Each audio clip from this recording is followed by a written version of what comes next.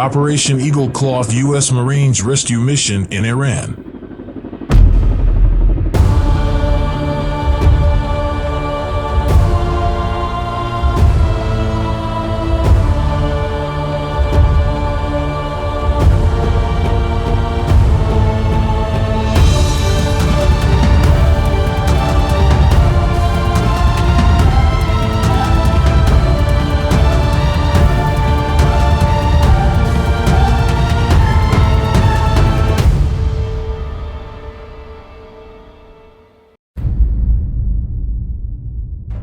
Hello everyone. This is AWZ. Welcome to our channel. Don't forget to subscribe. Enjoy.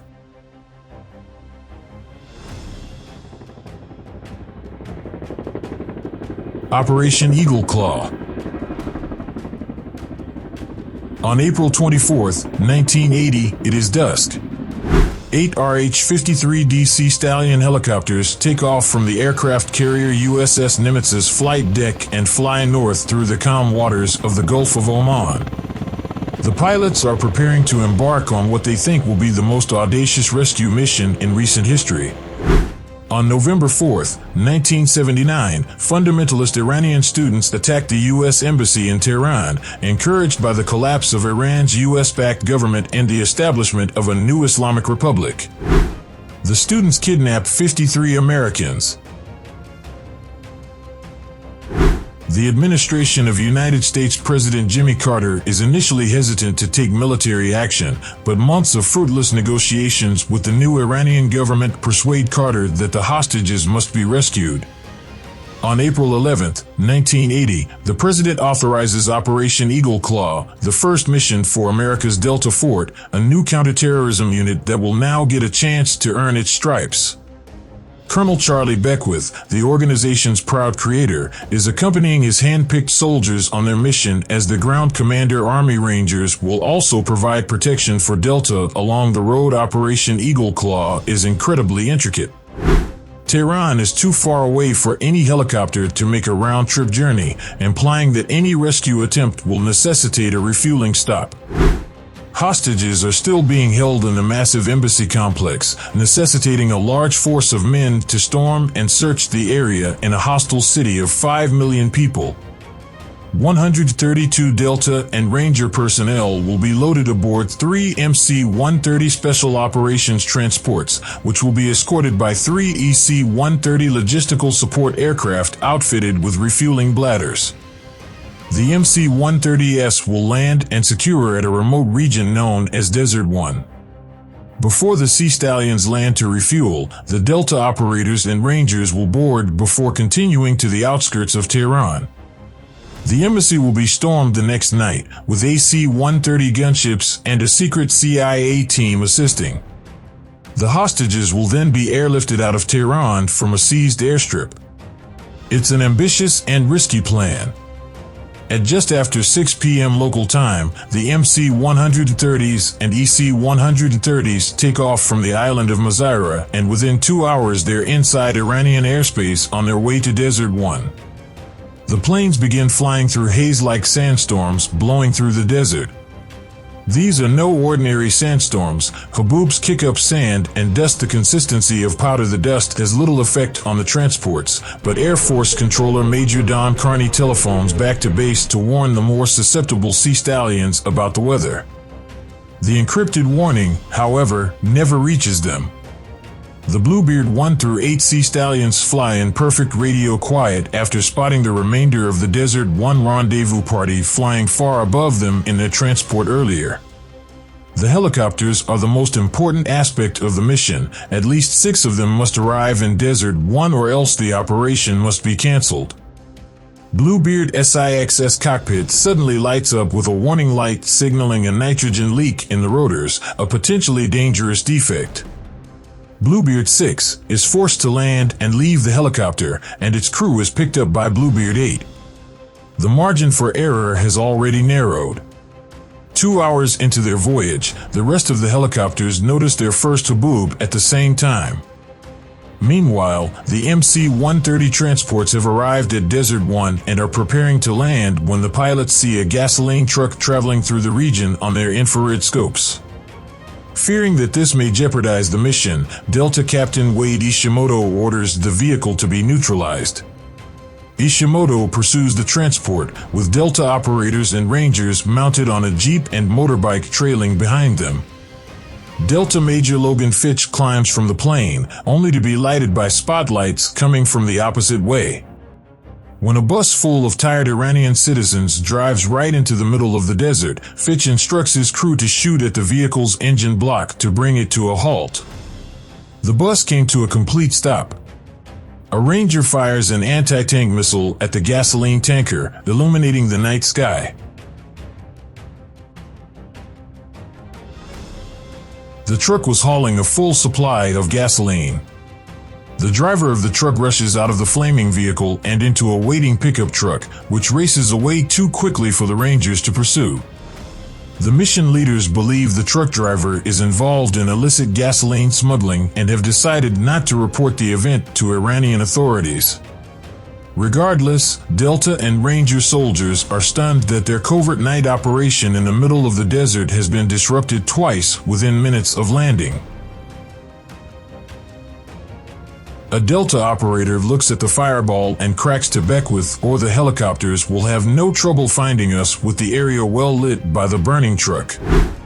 Delta unloads 44 Iranians from the bus and places them under security. They must now be shuttled back to Missouri in order to prevent jeopardizing the mission. Despite this unfavorable start, the remainder of the C-130s land into the Desert. One crew starts to work setting up the refueling location to their south. The remaining 7 S.e.a.l are in difficulty. They're surrounded by clouds of powdered dust, which harms equipment and reduces sight.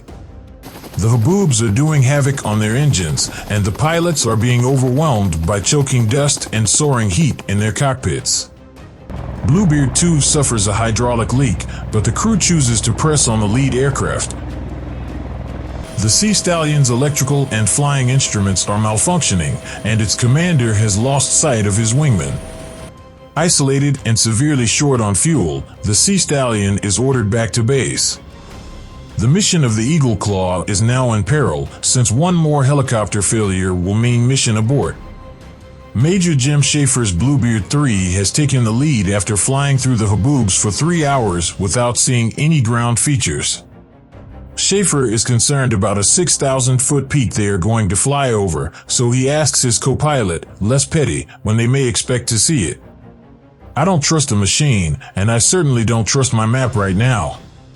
They decide to ascend, and as the dust cloud dissipates, Schaefer sees the mountain's pinnacle. At Desert 1, things are heating up. After 25 minutes of waiting, the ground staff learns that the S.e.a.l are late. After an exhausted Schaefer makes a rough landing with Bluebeard 3, he confesses to Colonel Beckwith that his troops are affected by their adventure. Beckwith is unhappy with the delay and fears the pilots are losing their nerve. He is determined to complete the task as long as 6 S.e.a.l are functioning. The ground crew was refilling the helicopters when the rotor of Bluebeard 2 abruptly stopped spinning. The pilots discovered that the backup fuel pump had been ruined by dust, and the S.e.a.l had little chance of reaching Tehran. Beckwith erupts in rage as he realizes the mission is over.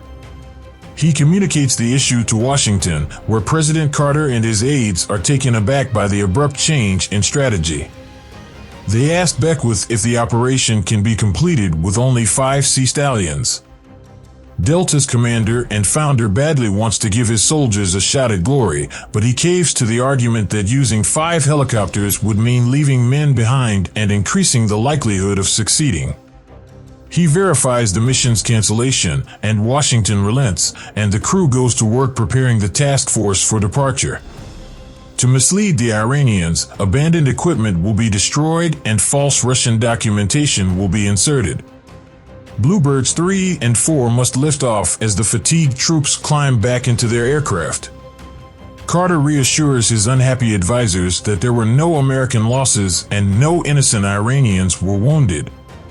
so the EC-130 in front of them may turn around and depart. Bluebird 3 with Major Schaefer at the controls brings the Sea Stallion to 15 feet and hovers watching the ground controller for directions. The ground controller, however, is practically thrown off his feet by the prop explosion and backs away.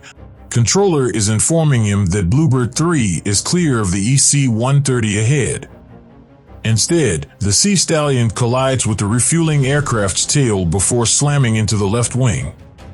Both aircraft explode into flames inside the aircraft, forcing Major Fitch and the rest of his squad to leave as the EC-130 disintegrates around them.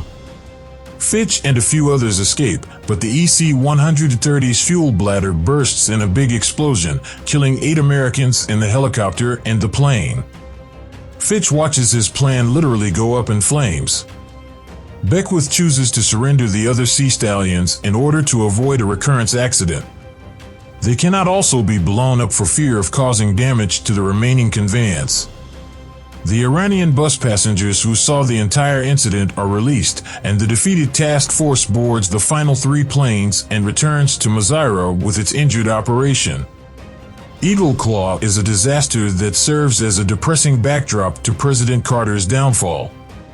After the abandoned Sea Stallions are discovered and enrolled into the Iranian Navy after the 1980 election, another rescue effort is planned, this time including an even more elaborate scheme needing 50 aircraft. But is cancelled owing to a lack of people and aircraft. 7 months later, the Iranian government agrees to release the hostages in exchange for the unfreezing of financial assets and assurances that the U.S. will no longer interfere in Iranian affairs. On January 20, 1981, the American hostages are flown to Algeria and then to Germany. Their captivity ends after 444 days.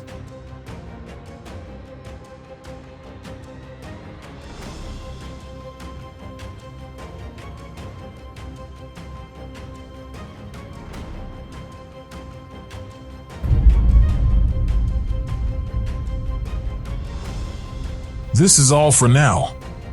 Check out other videos on our channel. Enjoy.